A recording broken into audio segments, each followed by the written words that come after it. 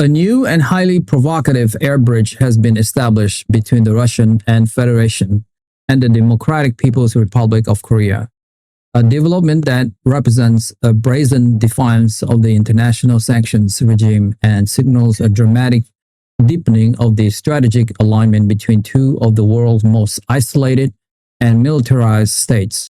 The inaugural commercial flight, operated by North Korea's state-owned airline Air Koryo, touched down in the Russian far eastern city of Vladivostok, officially re-establishing a direct travel link that had been severed for years. While Moscow and Pyongyang have publicly framed this new route as a benign initiative to promote tourism and cultural exchange, the international community has reacted with profound alarm, viewing the flight as a thinly veiled conduit for sanctions evasion and the facilitation of illicit military cooperation. This development is seen by the United States and its allies as a dangerous escalation in the burgeoning partnership between two nations united by their shared animosity towards the West.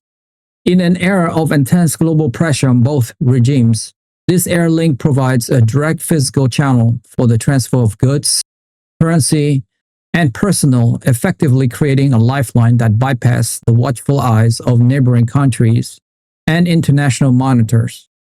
The concern is not about the handful of carefully vetted tourists who may travel this route, but about the high-value, low-volume cargo that could be hidden in the bellies of these aircraft, cargo that could have a direct and devastating impact on battlefields in Europe and dramatically increase the nuclear threat in Asia.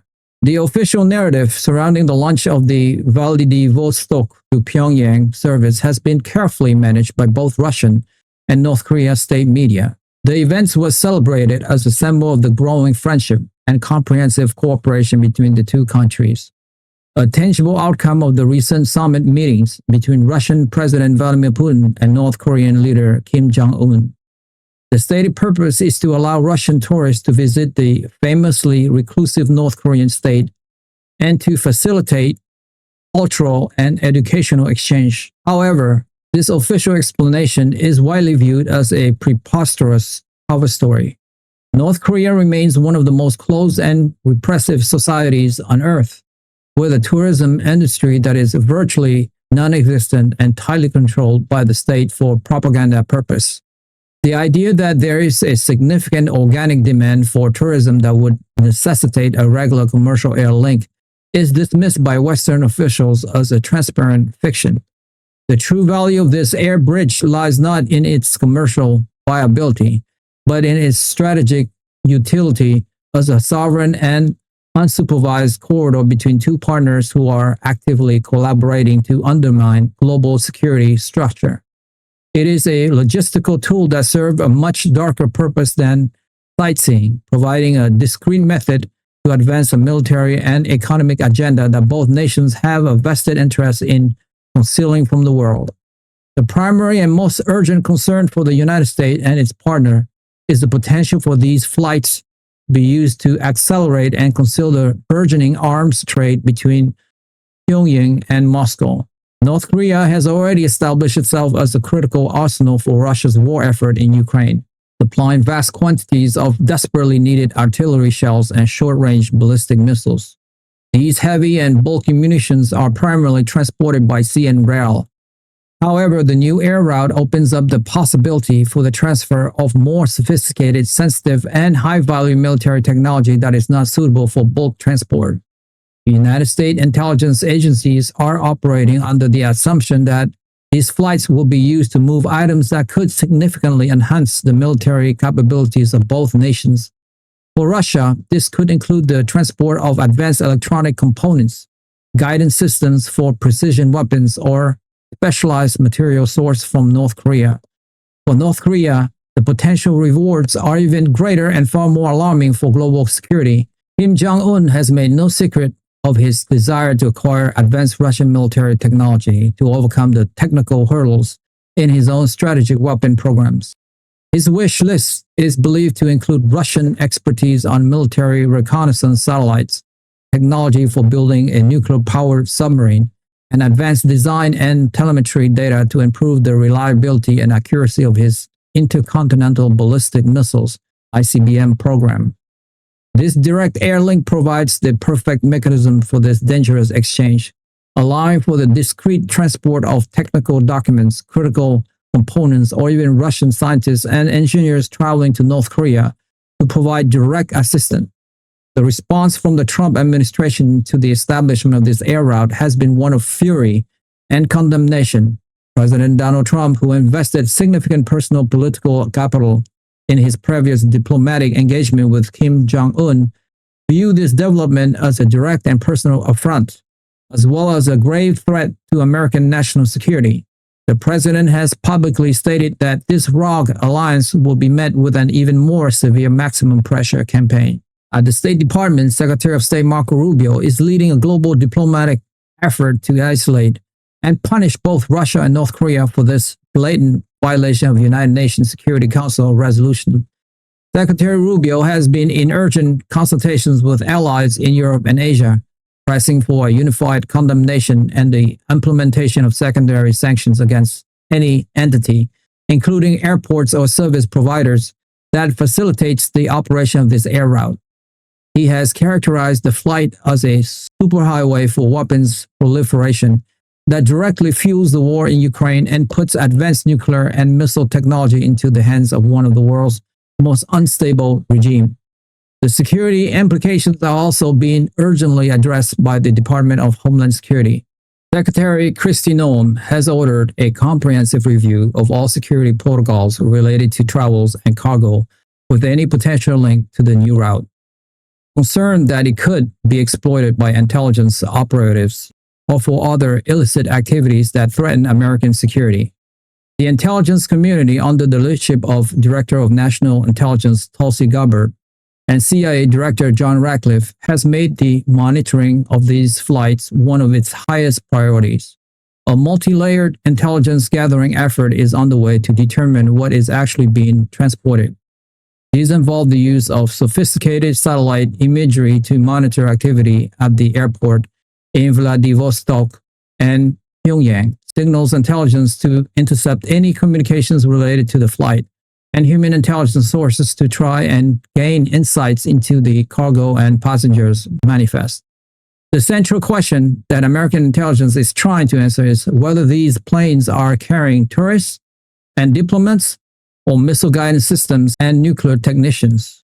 The answer to that question will determine the future course of American policy and the level of risk the world faces from this increasingly brazen partnership. The establishment of the air bridge is seen as a clear indicator that the Russia-North Korea relationship has evolved from one of convenience to a deep transactional military alliance where sensitive technology is now on the table. This development has sent shockwave through Northeast Asia, alarming key United States allies who live directly in the shadow of the North Korean threat.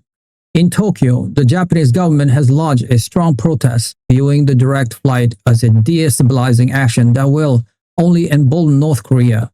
Japanese officials are deeply concerned that any Russian assistance to Pyongyang's missile program could result in more advanced and reliable weapon capable of striking Japan with little to no warning.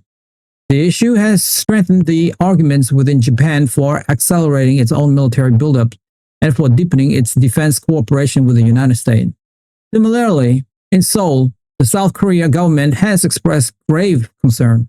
The prospect of Russia, a permanent member of the UN Security Council, actively assisting in the advancement of North Korea's illegal weapons program is a nightmare scenario for South Korean defense planners. The new air link is seen as a direct threat that will require a firm and resolute response, including enhanced military readiness and a strengthening of the U.S.-South Korea alliance. The flights have effectively raised the stakes for the entire region, making the security environment more volatile and unpredictable. The Russia-North Korea air bridge also placed China in a very delicate and uncomfortable position. As North Korea's traditional and most important partner, Beijing has historically held significant leverage over Pyongyang. The direct link to Russia provides North Korea with an alternative patron, potentially reducing its dependence on China and diminishing Beijing's influence. While China is a close strategic partner of Russia, it has long been wary of the instability created by North Korea's nuclear ambition.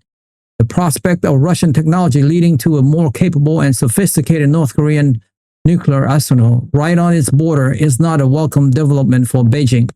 However, China is highly unlikely to join the West in any strong condemnation or sanction against Moscow. Its crucial partner in challenging the US-led global order, this leaves Beijing in an awkward diplomatic bind, caught between its desire for regional stability and its strategic imperative to support Russia. The air bridge complicates China's foreign policy, forcing it to navigate a more complex and dangerous regional dynamic created by its two troublesome neighbors. In conclusion, the inauguration of direct flight between Russia and North Korea is a development of profound strategic importance. It is a stark and visible symbol of the consolidation of an alliance of outcasts, a partnership forged in mutual desperation and a shared desire to overturn the existing international order. This air bridge is not about tourism, it is about survival, sanctions busting, and military enhancement. It provides a vital logistical channel that could see North Korean munition flow. It provides a vital logistical channel that could see North Korean munitions flow more easily to the battlefields of Ukraine in exchange for Russian high technology that could make North Korea's nuclear threat significantly more potent. For the Trump administration, it represents a direct challenge that will require a firm and comprehensive response, combining diplomatic pressure, economic sanctions, and intensified intelligence surveillance. The establishment of this route signals the start of a new and more dangerous chapter in global security, one where the clear lines of the sanctions regime are being openly crossed and the norms of the nuclear non-proliferations are being actively eroded. The world now watches and waits with bated breath to see what deadly cargo this new rock air bridge will carry. Many of my listeners, like 70%, haven't subscribed to my YouTube channel, and so many of you don't even know that you haven't subscribed. And that is actually what makes the show going. It's almost like you're making a donation to the show. So that's why I ask again and again, because it enables us to grow and grow and grow. And we're going for the long haul here. And listen, if this is your first time listening to World Global Conflict, you don't have to subscribe. You guys, your first one's on me. But if you have watched this show before, it's like you are a freeloader now. So all I would ask you is, if you have seen this show before and you like it, help me. Help my team here. Hit that subscribe and like button now, and we will continue to build a show for you. That I swear. Thank you to all of you guys who have subscribed. It means a lot to me. Thank you so much. That's all for me for today. I will see you soon. Bye for now.